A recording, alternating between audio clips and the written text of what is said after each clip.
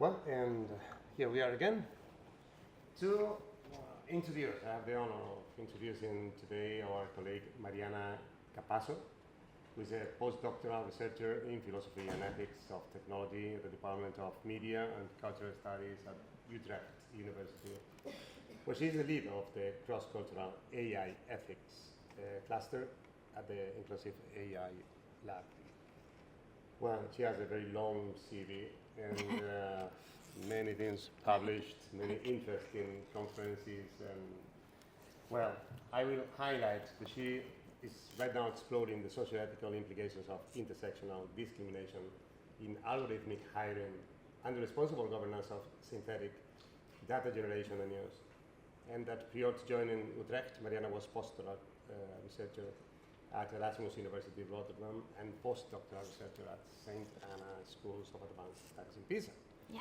So a long CV, as I told you. So I think that the best thing now is that she starts and, well, gives us the opportunity of listening to her and see her wonderful presentation.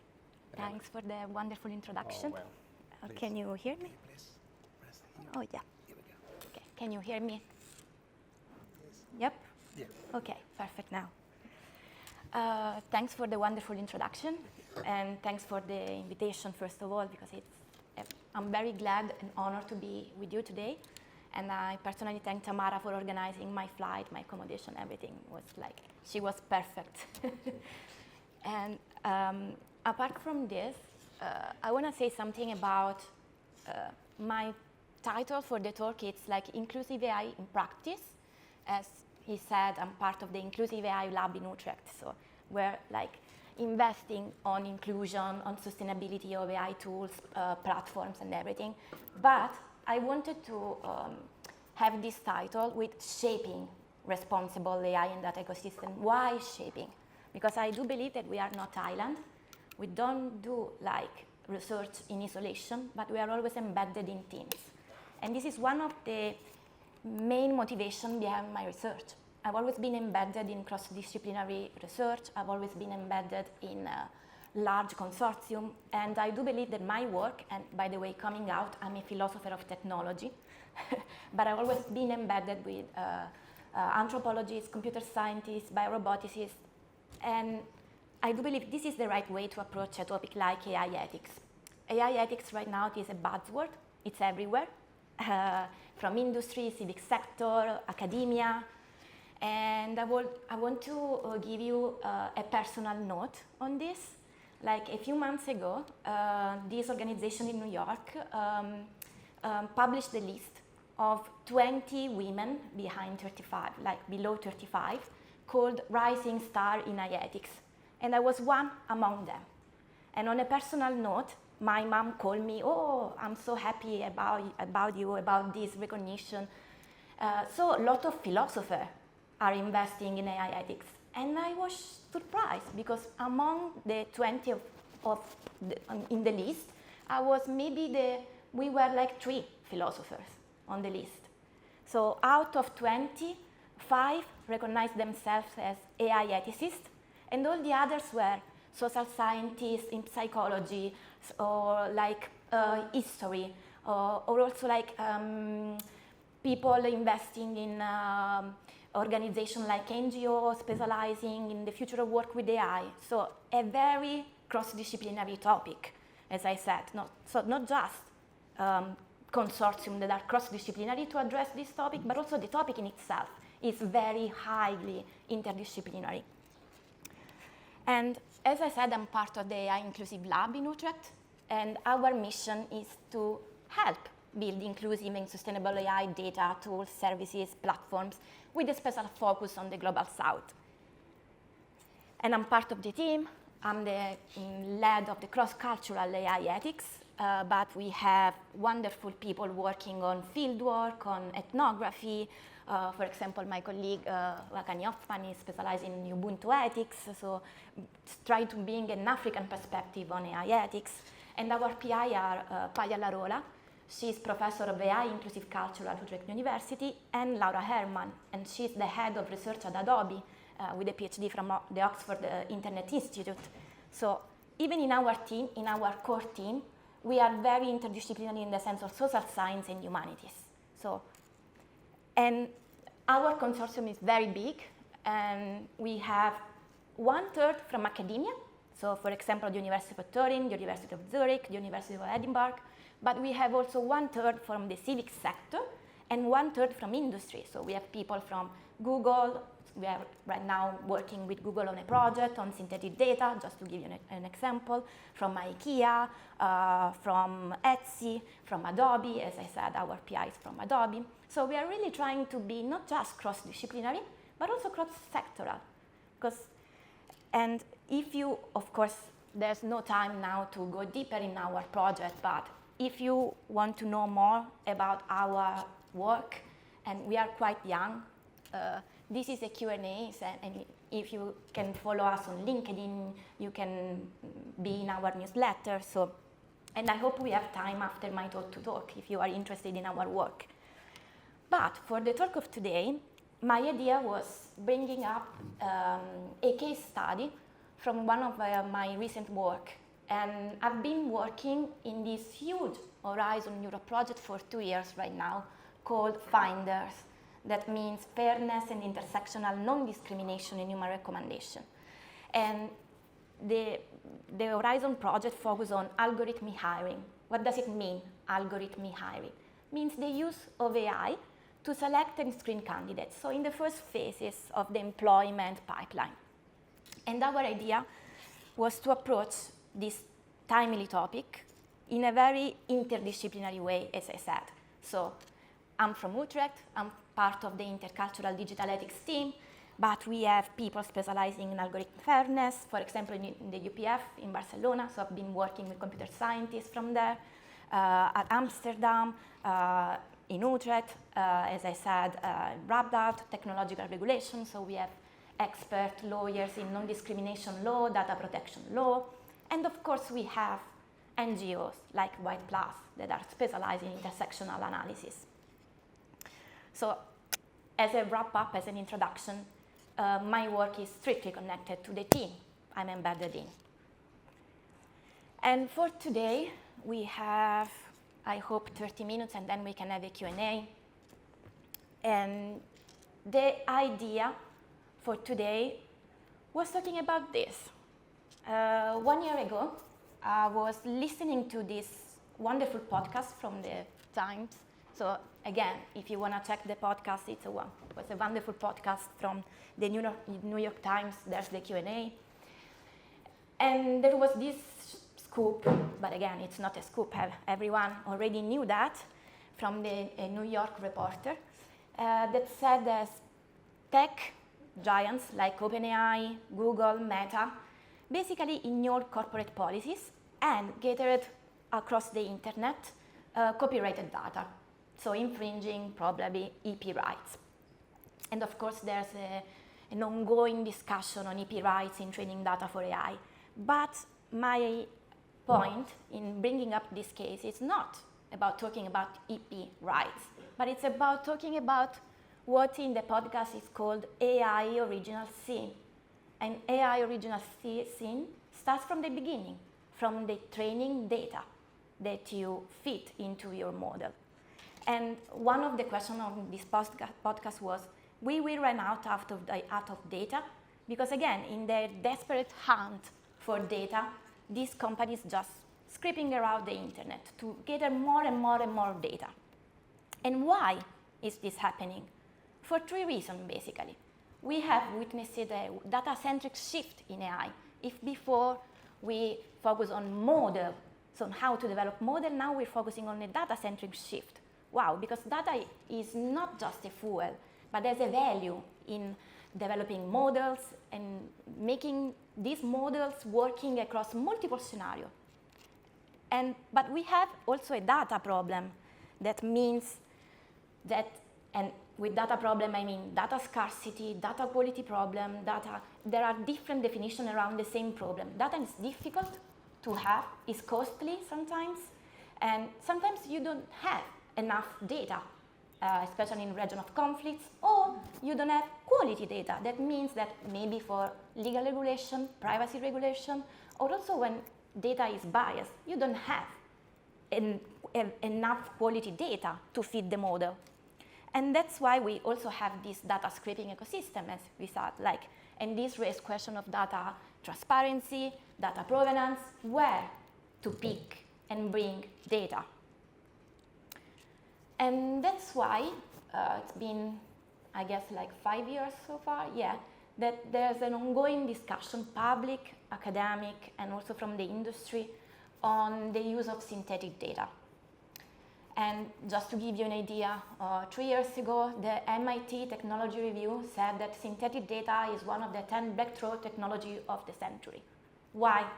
Because original data, as I said, can be too small, can be biased, can be under any kind of regulation, like thinking about Europe, the GDPR, just to give an idea. While synthetic data promise to fill these gaps. Why?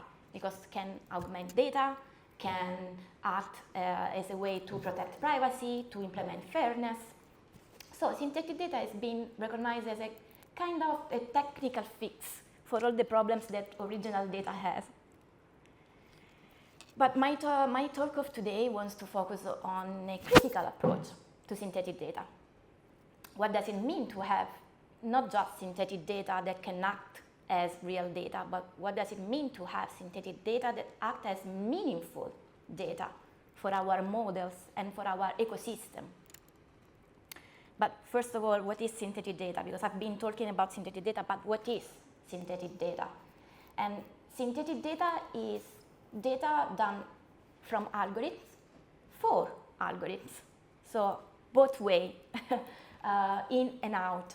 So it's data that has been generated using algorithms with the aim of solving certain data science tasks. And different definitions have been given to synthetic data. And while I was working on synthetic data, one of the most interesting points that I found out is that all these different definitions are in relation to real data.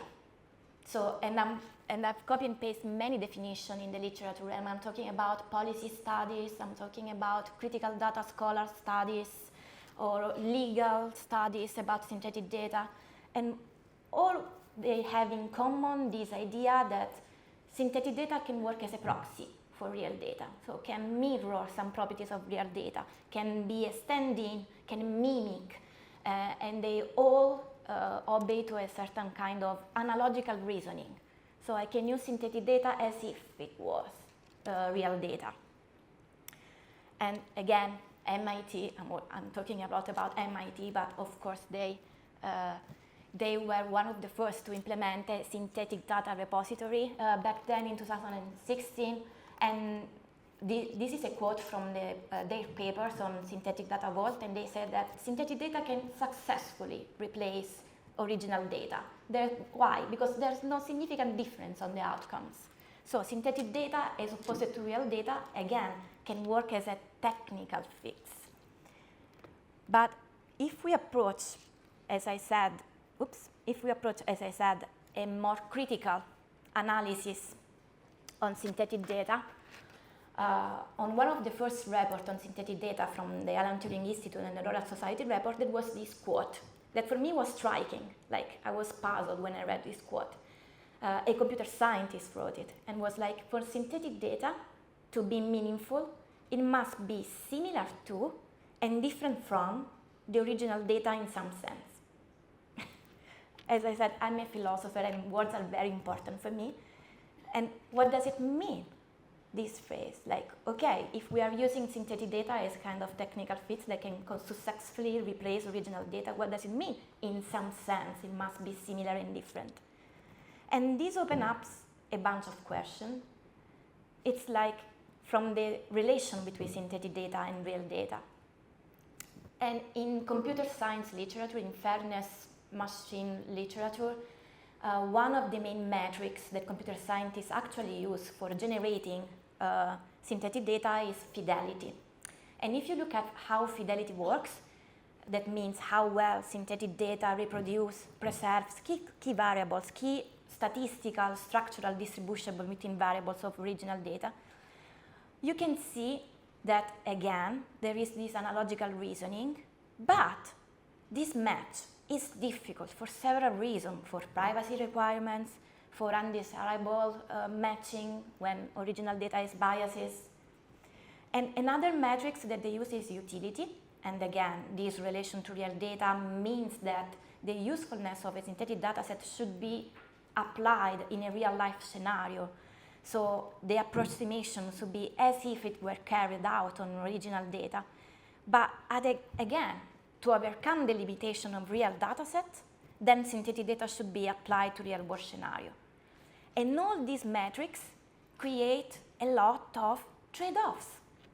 That means that privacy can trade off with fidelity, so when fidelity increases, privacy can decrease, of course, so can lead to the risk of re-identification of original data.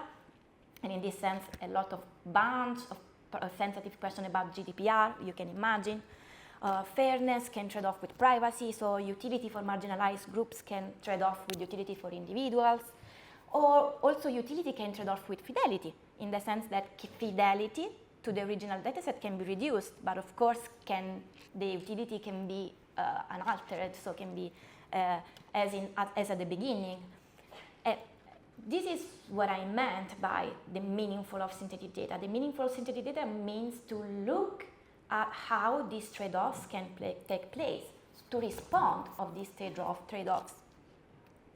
And just to give you a specific example, as I said, fidelity is one of the metrics used. And fidelity, of course, it's like how well the synthetic data sets can reproduce key distribution of real data. And in the slides, you have Synthesis AI, that it's a company that creates diverse faces. So trying to implement diverse faces for image recognition in a different set of scenarios. So home, outside, in the hospital, when you self-driverless cars, just to give you an idea. And fidelity can work in different ways. You can use sampling, so varying the sample size of a data set, reweighting, assigning different distribution, different weight to different distribution. And of course, it's always a balance, as I said. It's always a trade-off between what? Between overfitting, so trying to be as close as possible to the models, to the original models, but then you, of course, can introduce errors, or overgeneralization, so too large, introducing lots of details and information. And this is what the matrix is working, no, from a computer science perspective. But if we look at this metric, let's consider a data set of strawberry, okay? And then you have one strawberry that is dead. So the inclusion of certain distribution between variables, but not others, as we said, in the generation of synthetic data set. So if we have, just imagine a skew towards a specific demographics, so one strawberry this way, should we go for an increment in the representation within the data, or alternatively, these elements should be preserved? So how to capture outliers, as in the sense like data points with certain uniquely identifying features, and how to perform also on data that has not been seen before by the model. This is what, just to say that any kind of generator of generative data production for the synthesizers, and with the synthesizers I mean the people involved in the generation of synthetic data sets, involve, of course, a reflection on this is where social science can come in. So why? Because again, synthetic data generation shape what is meant and what is expected by a synthetic data set. This is what critical data scholar has been called the synthetic supplement. How we generate a data set give also a meaning to that data set. So to a set of apples, to a set of donuts in this case. So the variables to be preserved by models are difficult to predict, are highly sensitive, highly context sensitive, and there is no neutrality in assessing the best orders, of course. But if you read, again, personal note, if you read report from the UK statistics or other work on statistics on synthetic data, just to give you an example, they say that education should come as a variable before income, because it's generally accepted as a social norm that education can have an influence on the income that people have. But again, this is like presupposing a lot of social science, a lot of, again, social norm discourses that, again, must be investigated, must be critically addressed. So metrics like fidelity or utility used by synthesizers are really performative in the sense that they actively shaped what is meant by data sets. And again, synthetic generation is a value judgment activity. And with value judgment activity, I mean what data needs to be counted, what data needs to be excluded, and what trade-offs should be navigated to what. We're examining existing normative categorization. As I said, synthetic data is being treated as a technical fix for a lot of problems, social problems like discrimination. But is actually this way? It's so simple to just pick a synthetic data to solve all our social problems. Of course, the easy answer is no. But in this talk of today, after this general theoretical introduction, I do believe that it's good to have a specific case study. So really investigate from the bottom up. What does it mean to have a cross-disciplinary work on this kind of topic? And these case studies from our Horizon Project Finder that I explained to you at the beginning. And as I said, we are working on discrimination in algorithmic hiring. So that means on trying to, first of all, identify, because it's not easy to identify discrimination, and then counteract discrimination in algorithms, especially in algorithms that are used for screening candidates, job candidates, or for searching candidates online. So in the first two phases, searching and screening. And I don't know if you are familiar with algorithmic hiring, but I thought it was like nice to give you this example. That is a very famous example a few years ago. Again, another big tech, the Amazon case. And everyone in the machine learning community is talking about this case when they're talking about discrimination in hiring.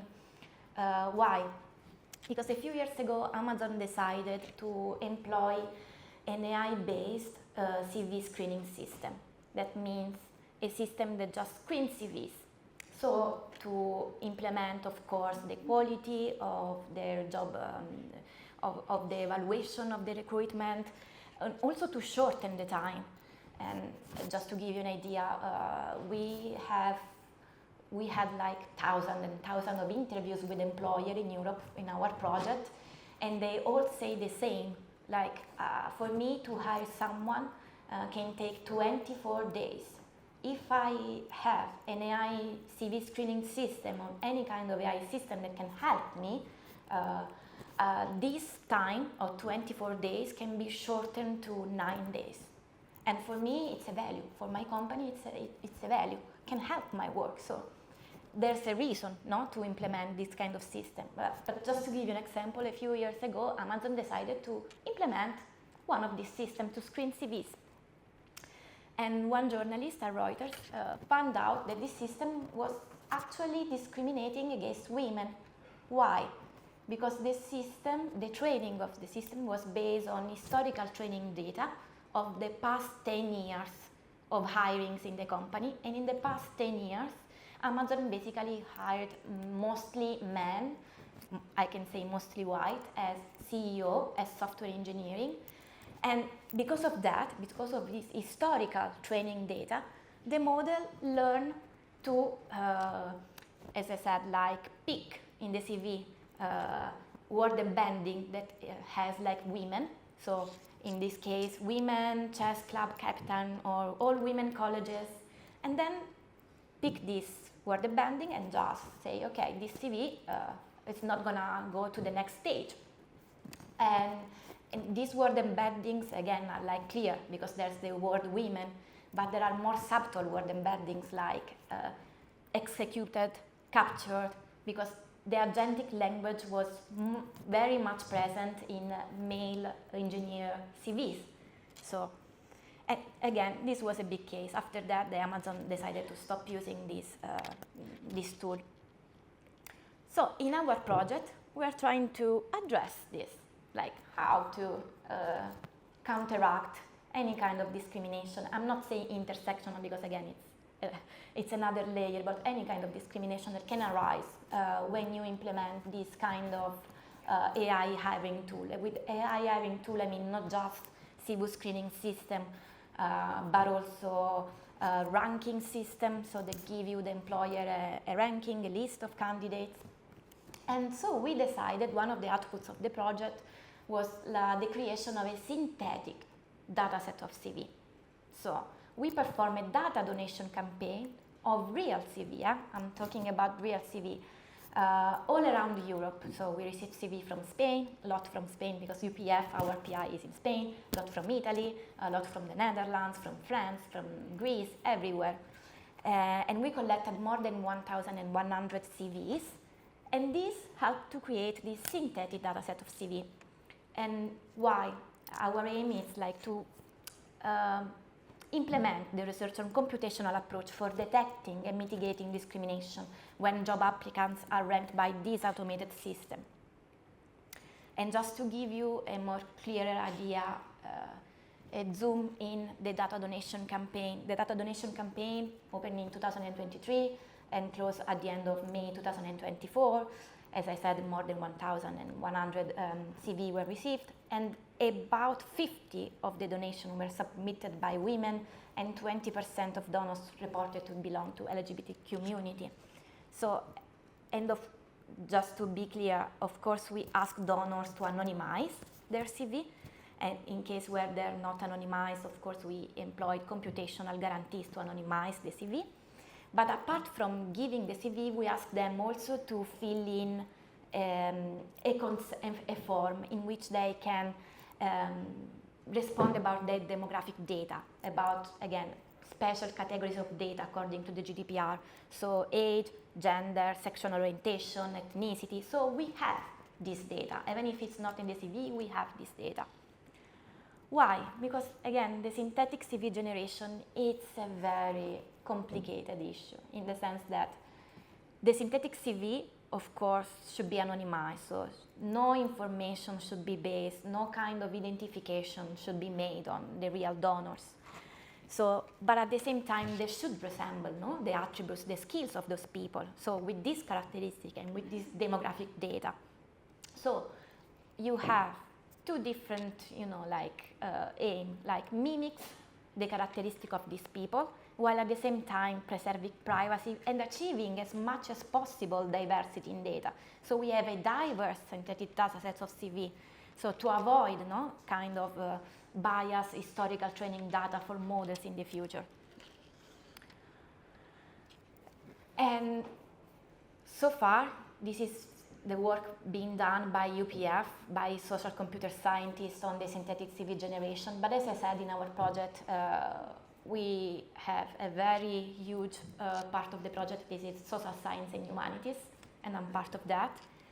So we ask ourselves, but is there other piece of data that was not requested, but is observable in the CVs that can lead to discriminatory risk? Because we thought, okay, we can de-anonymize CVs, but is this the end of the story to have a real debiasing process? And of course, as I said, protected attributes were not there, cannot be used, like gender, ethnicity, sexual orientation, religion may not be used. But we found out that, of course, there is a proxy-based discrimination.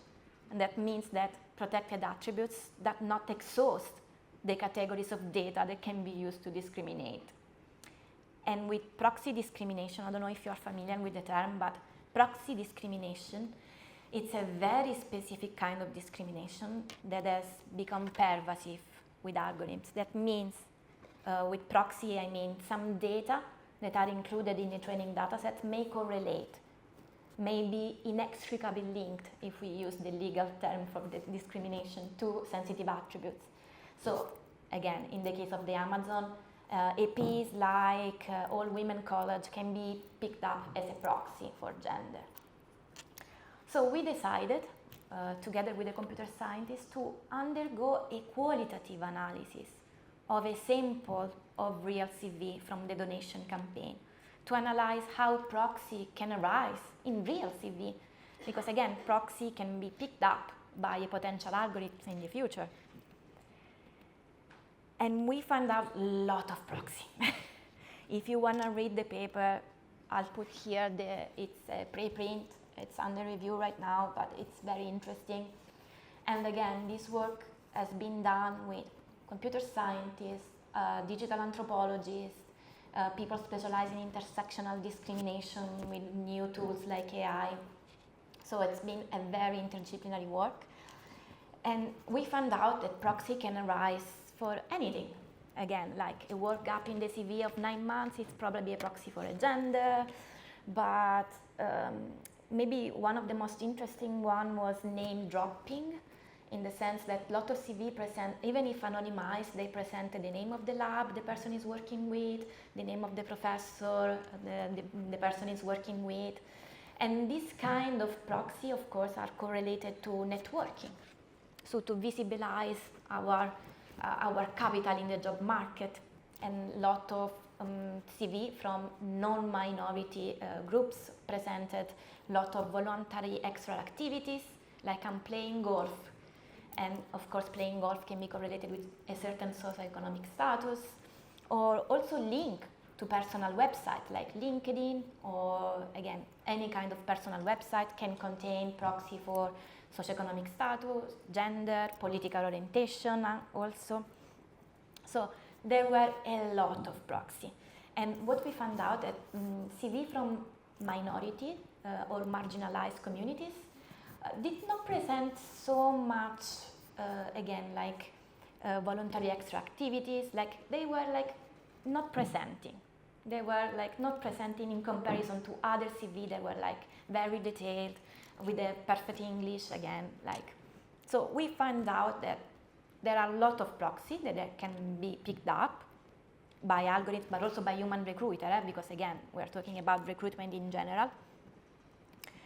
And in the project, we also have 3 expert reports in which experts basically talk with a migrant worker. This one, for example, that I copy and paste on the slides, is from migrant worker in Berlin. And you can find all the experts that are open access on our website, Finder. So if you want to look at them, they're very interesting.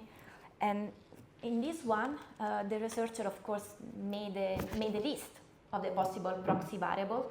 And what she found out was that any proxy variable is correlated not just with one GDPR categories, with one sensitive attribute, but with multiple. So any kind of proxy variable is, there are multiple layers, so it's multidimensional. So just to give you another example, we had this migrant worker in Berlin. Her name was Antonia with a circumflex, and she decided to drop the circumflex from her name. Why? To be more searchable on the internet, and also because she felt the pressure to assimilate to Western candidates. But again, at the end of the day, she said to us, to our researcher, but my name is part of my identity. Can be a proxy correlated to gender, religion, my background, my ethnicity, but still it's part of my identity. And I don't want to drop or to change my name because I want to be hired by someone. So it's a difficult situation. So also, like people from marginalized community really experience different strategies to mitigate the risk of being discriminated against by employers or AI. But to come back to our example of the synthetic data sets that we developed and we are still developing. So the process, in that case, the process of anonymizing identity markers in the CV, so anonymizing any kind of sensitive attributes, for us was a way to help the biasing, the hiring process, so to give a more neutral, a more, again, in theory, a more neutral data set. But we found out that identity markers are not isolated attributes. Of course, this identity embed broader power relation and reveal themselves to proxy variables, reveal themselves to supplementary information about a candidate lived experience, embedded experience. So even when sensitive data like race and gender are not used by model predictors in synthetic data generation, they can still have an effect on other unprotected attributes like race, for example, affecting educational opportunities, so resulting in disparate qualified people for the same job. So, and if we go back to my idea of like how to embed social science and humanities in this highly cross-disciplinary consortium, in this highly cross-disciplinary topic, we can see that it's one of the most harmful way of discrimination is to create mismatch. Between highly theoretical construct like fairness, for example, or hireability or skills of an employer and their operationalization. Why? Because prediction targets in AI are often based on spatially and culturally differentiated practices that can be biased.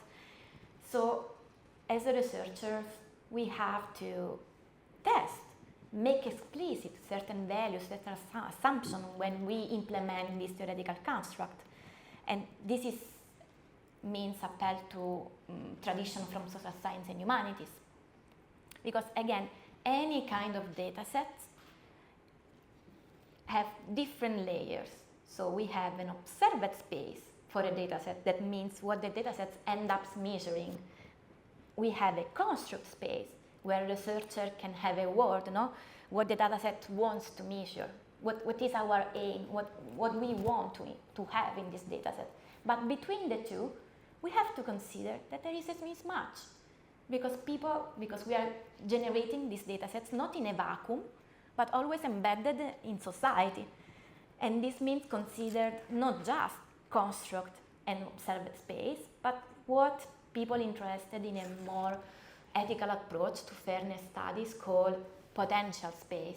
That means considering individuals' group potential, biases that can arise from their positionality in society.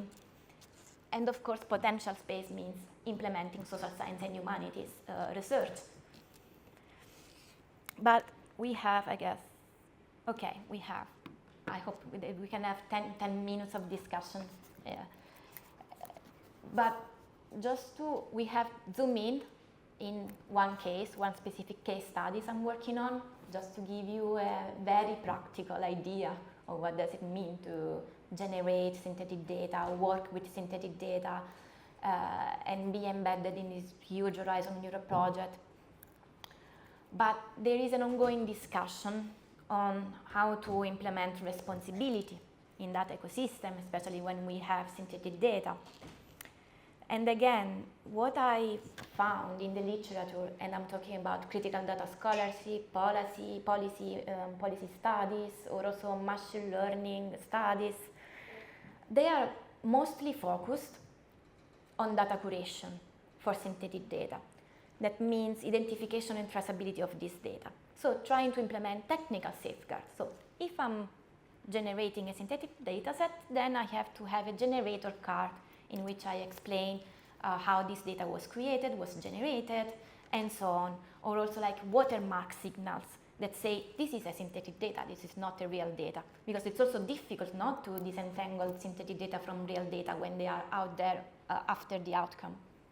So they are mostly focused on a data curation approach. And again, as I said before, in a kind of technical fix scenario. So if I put these technical safeguards, then I'm fine. This synthetic data can be traced back to what? To a kind of accountability in the system. But less work has been done on that ecosystem. And with that ecosystem, I mean that synthetic data, again, are not implemented, as I said, in a vacuum, but are always embedded in society.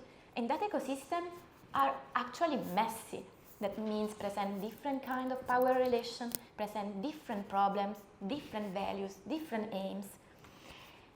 And probably we miss some distributed AI power. And with distributed AI power, I mean co-creation practice that can be contextually and institutional embedded, no?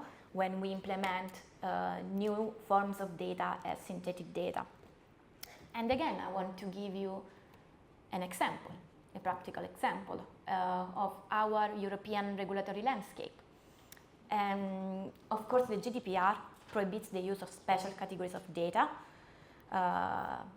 As I said, sensitive data like ethnicity, gender, and so on. But the recent AI Act provides exception to this GDPR prohibition for bias detection. So you can use this data for bias protection if this usage is subjected to appropriate safeguards. And specifically, synthetic data has been regarded as one of the appropriate safeguards that can enable bias detection without the use of sensitive data. But if you look at the AI Act in this passage, neither specify who is in charge of implementing these appropriate safeguards, like providers, controllers, who is the actors here. And does not give also like a proper definition of safeguard. And again, implementing synthetic data does completely remove the need to use sensitive data. As you see from the example that I've made you before, no? We implemented a semi-synthetic CV. We are always like looking in a certain sense to original data. So sensitive data are still needed in some sense. And there was a long discussion about trusted third parties, because again, we have to collect, store, doing some discrimination analysis on sensitive data. So this discussion focuses on trusted third parties that are defined as neutral parties that can do this. So that can store for companies or for whatever this sensitive data. And trusted third parties are not clear, but can be national statistics or bureau that already have a lot of demographic sensitive data, so already have this kind of information. So again, just to give you an example, if a company in the Netherlands, where I've been living and working for 2 years right now, has more than 250 employee, can ask the Statistics Bureau to give them the info about the diversity of this bunch of employees. So there are in place some relation within trusted third parties. But again, can be NGO, can be civil society research group, consultancy, accountancy firm. And in our project, one of the deliverables was the quality monitoring protocol. So when you have synthetic data and then when you have trusted third parties, you have also to construct an ecosystem, no? In which these relationships are making more responsible.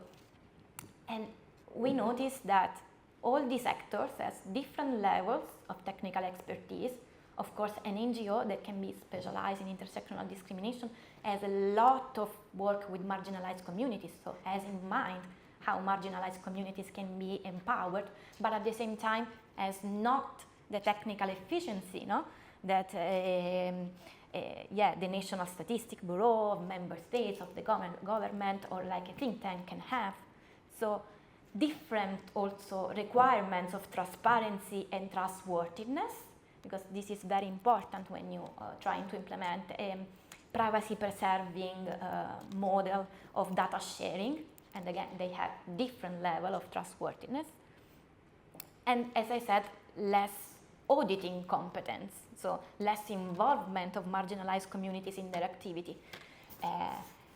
For example, in the case of hiring, in the case of recruitment, maybe having a trusted third parties as a trade union could be some relevant thing to do, because they have in mind workers' needs, but still maybe they lack something.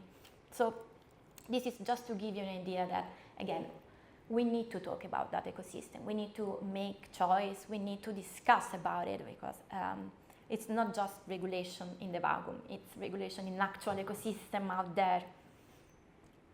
So, okay, can you see? Yeah. So the question is not just looking at data curation way to do that. And with data curation, I mean, again, technical guarantees, technical metrics based on computational guarantees, As I said before, fidelity, utility, of course they are useful, of course. It's like the backstone, no? For doing any kind of generation, for doing any kind of research and implementation of the system. But we should also look at what I call data justice and responsible AI ecosystem. And with data justice, I mean we have to look at how in an ecosystem we want and should approach ethical and societal concern, and also implement a normative vision about that. How can we solve a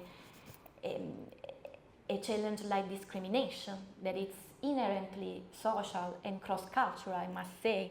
So how can we do that if we don't embed it in a broader ecosystem? And responsible AI and that ecosystem. And with responsible AI and that ecosystem, what I mean is that, and again, I don't know if you are familiar with responsible innovation studies, but responsible innovation studies has been out there for 10 years, I guess, right now, and they've been one of the motivation behind the Horizon 2020, now the Horizon Europe, in Europe. It's an approach to the digital innovation ecosystem that says that, again, we are not in a vacuum, but we have to respond, to align our processes to human values. And in responsible innovation studies, there are like kind of embedded in science and technology studies, philosophy of technology studies, and so on. There are mainly 4 principles. One is anticipation. So any kind of engineer, any kind of designer should anticipate, no, in their work what they want to do. So anticipate potential future risk. But they should also reflect. That means while you are doing it, you have to reflect on what you are doing, the kind of justification and explanation you are doing for adopting a certain metrics, for adopting a certain computational guarantee. But maybe, and this is maybe my final words on responsible AI innovation ecosystem, the question is not just about inclusion. As I said, I'm embedded in a lab that is called Inclusive AI Lab. And I'm saying inclusion is not enough, but yeah, this is, I guess it's not enough, because inclusion has in mind just to include stakeholders. So doing co-creation methodology, co-participation methodology, like participatory action research and so on, we can discuss about the type of methodology that can amount to co-creation. But this is not enough. We have to implement another principle from responsible innovation study, and it's the principle of responsiveness. And responsiveness means align our innovation trajectories to what is out there. So how norms, value slowly emerge, slowly can change through time. So responsiveness is more dynamic than inclusion. It's not just co-creation. It's trying to understand and solve social issues. So, and the societal alignment is at the beginning, is at the core of the structure. So, as I said, in the responsible AI and data innovation ecosystem, we should allow the members to respond, to reflect on their work, but most important is to integrate, and this is where responsiveness come in, to constantly integrate justice and governance dimension into the structure of the ecosystem. So trying to, again, implement modalities that can be empirically, but also theoretically, also founded on policies. And again, just to give you a very recent example, the first example that I've made, it's about LLMs, no? Because LLMs, again, like AI ethics are everywhere, but LLMs is just a small fraction of what AI can be. But just to give you an example about how I do believe that responsiveness is very important in this kind of system. I read an article while I was on the flight yesterday on LLMs, and on this article, the researchers find out that LLMs, when they are working with group of people that present binary pronouns, they don't recognize that not all of them use they as a pronouns. They don't recognize it because, again, they're not aligned, they're not trained on a real quality data set that can do that. So we need empirically methods that can really change. Because again, one of the most challenges, one of the most pernicious challenges and risky challenges right now with LLMs is model collapse. And with model collapse, I mean that through time, this model and the generation of synthetic data can really differ from the original data and can lead to a decrease in the quality, can lead to more bias in the data set. So one of the main aims when we are implementing a responsible data in the AI ecosystem is also to provide a continuous monitoring that can align what our processes, our innovation ecosystem to what is out there, to the value in society. So I hope that we can have some minutes for Q&A. And if you have any question about my presentation, about our work, feel free to email me. Thanks so much.